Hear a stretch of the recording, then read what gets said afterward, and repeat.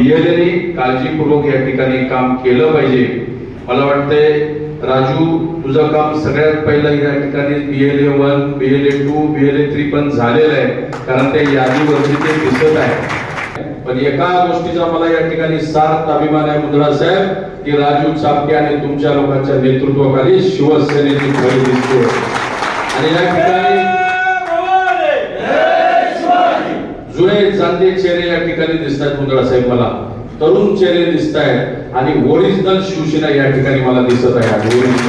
जिल्हा परिषद पंचायत समितीचं तिकीट मी माझ्या हातात ठेवेन, काळजी करू नका. आणि बांगर साहेब सर्वे करा, जिल्हा प्रमुख म्हणून सर्वे करा. मुंदडा साहेब तुम्ही मार्गदर्शन करा, पाठीशी राहा. जो निवडून येणार आहे त्याला 100% ना 1000% बी फॉर्म दिला आहे, हे लक्षात ठेवा. आता पाहुणेच्या आधी जाऊन मी जुना आहे जाणताय, पण खिशामध्ये दमडी नाही, निवडणुकीला उभं सर्व पक्ष करायला मोकळा नाही.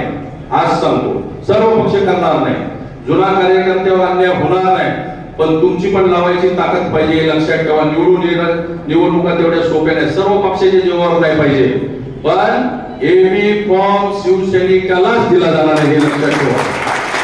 आणि तू जसं सांगितलंस, याच्याशी पण युती नाही आणि याच्याशी पण युती नाही, समजून घ्या.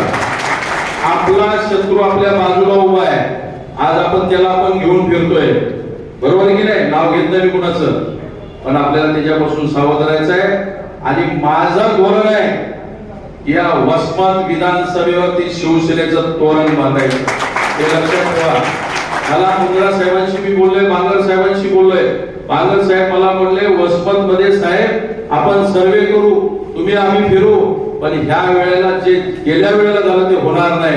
त्यावेळेला ओरिजिनल शिवसेना या ठिकाणी दिसल्याशिवाय राहणार नाही.